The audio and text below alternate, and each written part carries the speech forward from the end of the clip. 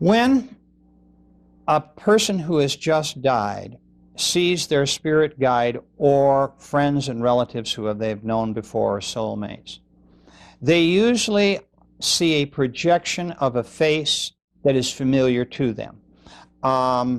They may take the face of people that they have been in the life that is familiar to the person who has just died, or a face that they particularly like that that person who has just died knows how to identify them from. And so you have a number of different faces. People will describe them as looking like ghosts as they come towards us, and maybe this is where some of our mythology about ghosts comes from.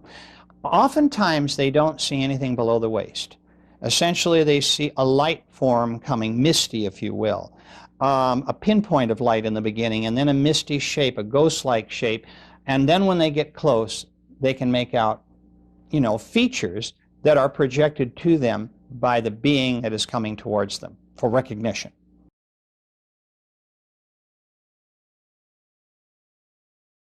No one that I have ever put in hypnosis has ever seen any demonic figures or hell of any kind. We have heard this from some people who have had near-death experiences, not many, a few.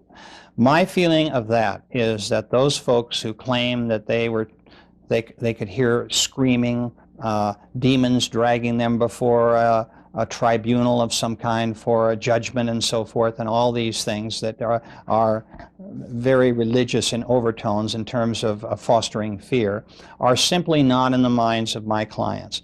When someone with a near-death experience says that they thought that's what they experienced, my feeling is that their conscious mind is coming into this in terms of preconditioning, because remember, these people are not in hypnosis. They've just been hit by a car, or they're on an operating table bleeding to death. There's all sorts of things going on in their physical bodies in the case of trauma.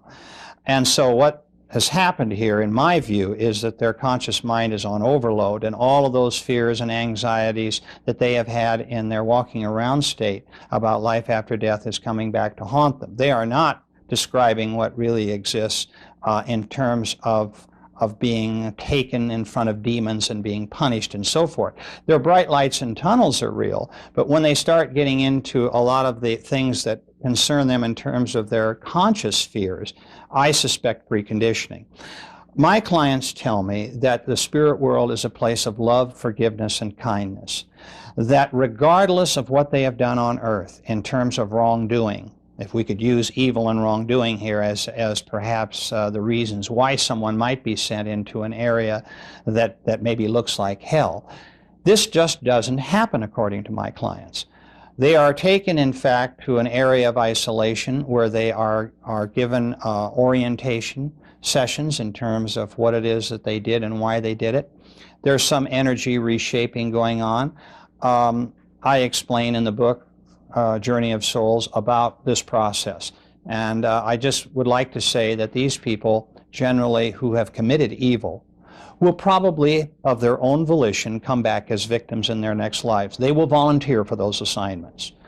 So, no, the spirit world is not a place of terror and fear.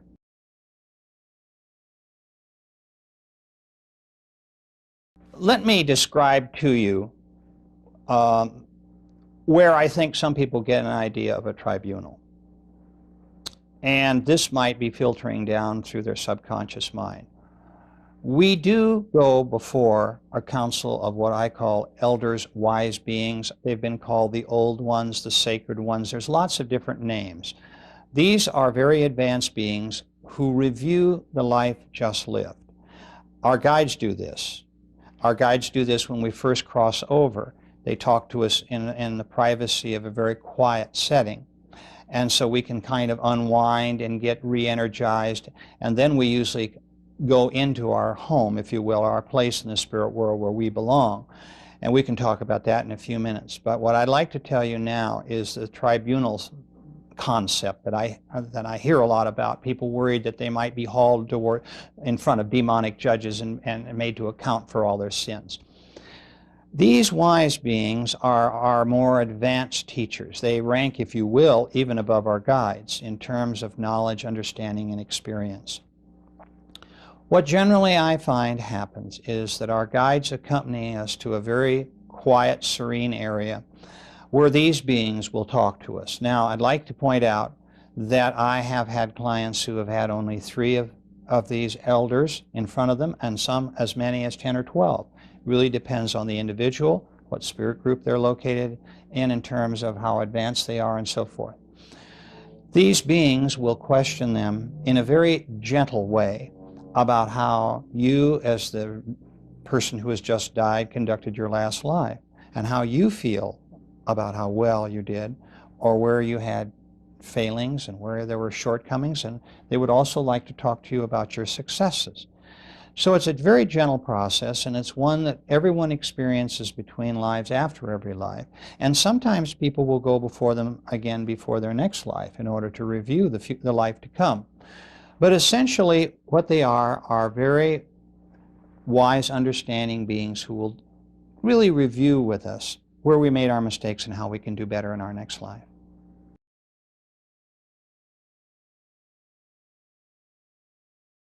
This idea of very old souls and very young souls can be confusing.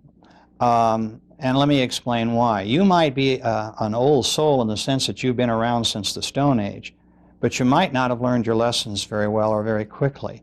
So you might be maybe going from a beginner to an intermediate as opposed to a more advanced soul, simply because you need more time and more lives to do the work that you need to do.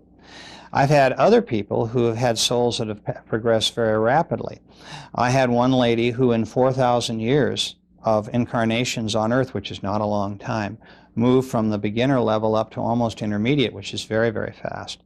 So the reason that I can tell this is by the auras they project in the spirit world, and usually these colors have really no relation to the auras that people who have that ability on Earth can see around us.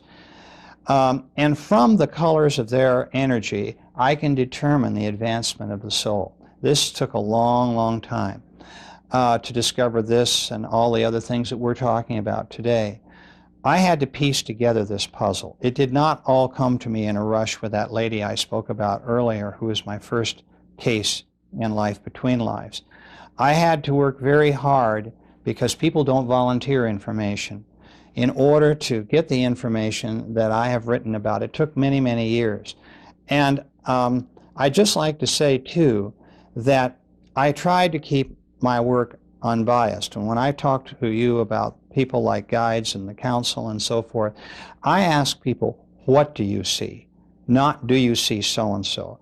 So that regardless of how many cases have gone before the client I'm working with now, the material seems fresh to them. I ask open-ended questions so that they will come to me with the answers that they're going to frame in their own minds. And one of them is, as I said, that's a very important one, is what we've just talked about, is their counsel, because they really do want to talk to me about these beings and what they mean to them.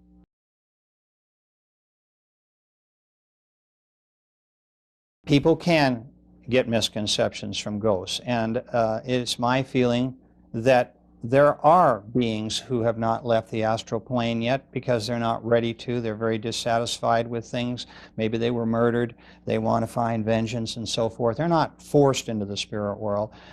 Usually they're taken by the hand when they're ready and taken into the spirit world. I might also say that there's another element of this that's kind of unique to my own work in terms of ghosts. I believe in the duality of souls. Souls have the ability to live parallel lives, to divide their energy. A part of their energy always stays behind in the spirit world. So you could have a ghost with an energy particle who is still on Earth but have the same holographic image, if you will, of that soul's ego in the spirit world at the same time. So we never stop learning, and we never actually are totally disconnected from the spirit world.